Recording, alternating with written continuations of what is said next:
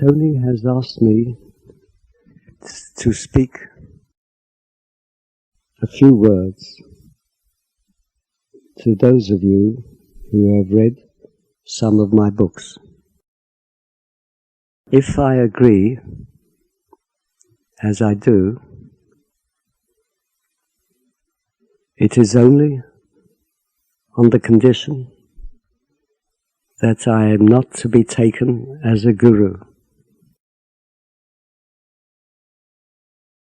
My job is writing down ideas which I have gathered in the course of a lifetime's study of world literatures, and particularly Asiatic literatures, and talks with teachers themselves. If any of you find some of these ideas are helpful to you, as they certainly have been helpful to me, you are welcome to them. But beyond this communication, I make no claims and have no disciples.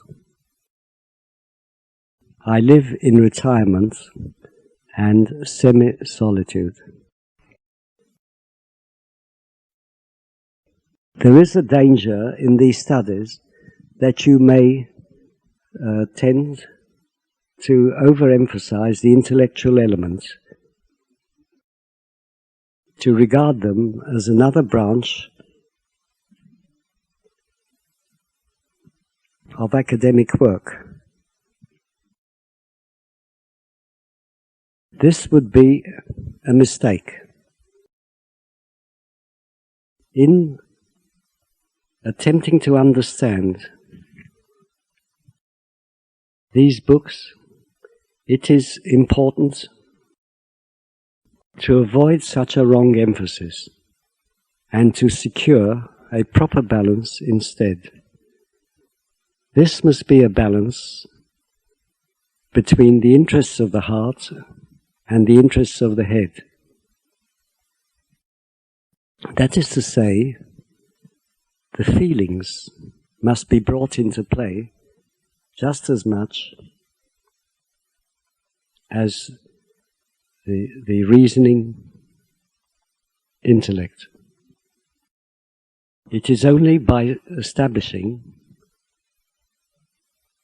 a fine balance between the two that you can come to the verge where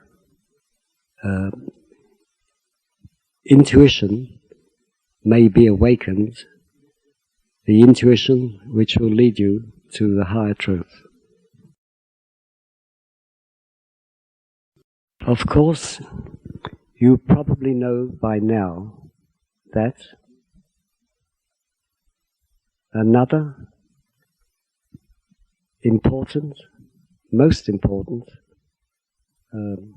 process of awakening this kind of intuition is the practice of meditation. This has been very much misunderstood,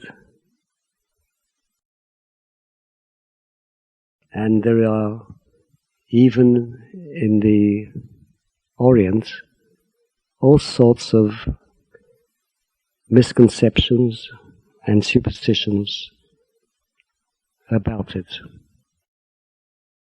Yet the essence of it is very simple. You are all victims of a machine which is producing thoughts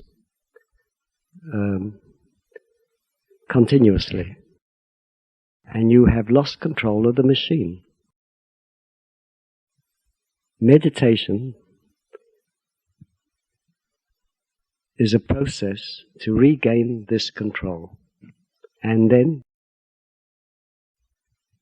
the biggest obstacle in your way can be cleared. These thoughts make a screen between you and the rest of your inner self. And in that inner self lies the best part of yourself, the higher self, the over self. Now, all the different systems of yoga that you have heard about are mainly devices to bring the mind into concentration and to turn this concentration inwards so that you are able to withdraw attention from the world outside and learn to listen within. That is the basic principle of all yogas. When the mind is sufficiently quieted, then, and only then, can this higher part of your nature begin to make itself palpable to you. But it is necessary to point out that meditation, because it offers so much, in the end, requires you to give so much. What you have to give is time and practice, and even more than anything else is patience. Without patience, you cannot hope to learn meditation. There is no fixed time in which it can be learnt, because each of us is an individual, and with some the pace is quicker, with others it is slower. It is also a matter of the circumstances in which you happen to be placed at the time. They will either hinder or help your learning and meditation. But patience is needed, and many people, I have noticed, get discouraged in their earlier efforts because they do not see any progress coming. And that is a mistake, to give up prematurely. But with patience, there will come its reward in the end. Part of this reward is the new inspiration you will receive. Inspiration for whatever work you do, and especially for those of you who are connected with the arts. Inspiration in intellectual matters, and inspiration in dealing with your daily life. Certainly, for the artist, technique is only part of the game. If he needs to become inspired as well, and meditation is one of the ways of getting inspired. Another topic which is constantly being brought up is the necessity of a guru. Of course, an instructor in any subject is a help to students of those subjects, of that subject. But the fact remains that there are few competent instructors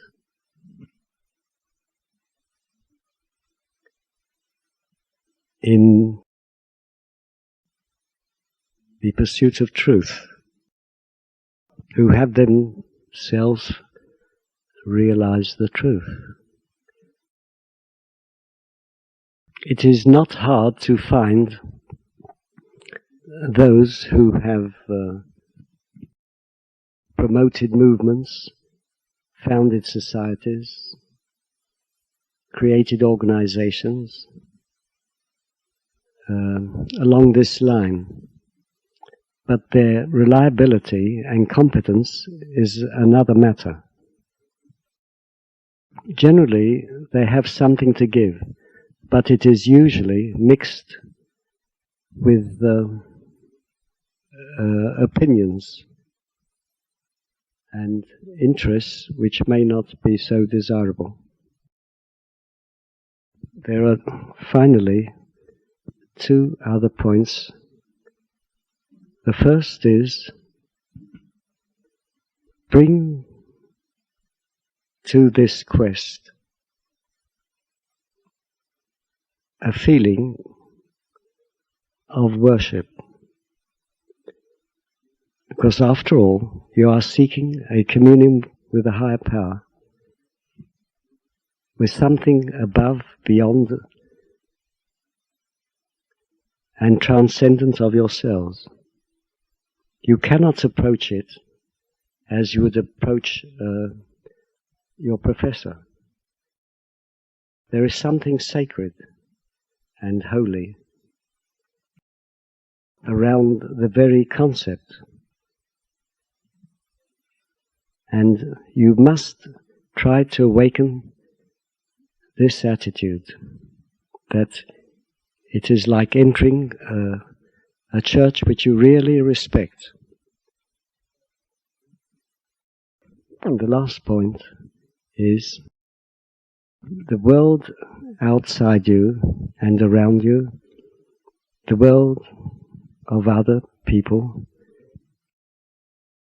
is not much interested in the line you have taken, and may even be hostile to it. They may try to discourage you or to oppose you. This is understandable. Their past history has made them what they are, just as your past history has made you the seeker that you are. I suggest, therefore, that you should not try to make your pursuit of the truth a conspicuous affair. After all, it is something that does not really concern others, except in its indirect consequences. It is something which concerns you and your higher self only.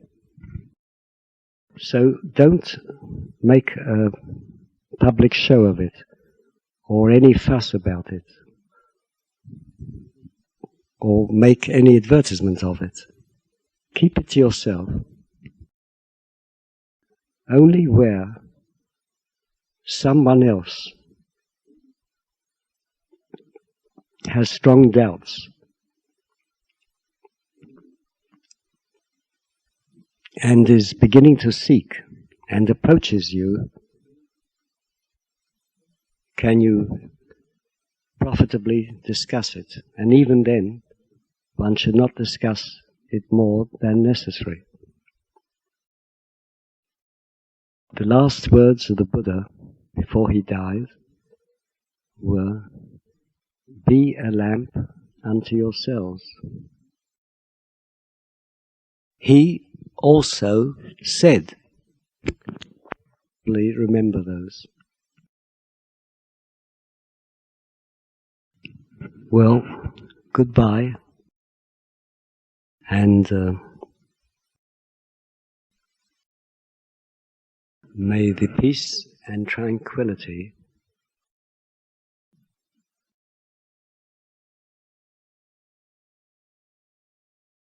which already lies deep within you, covered up by your ego and its thoughts,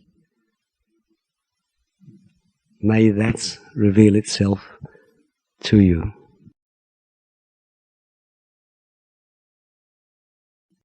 Peace, peace, peace.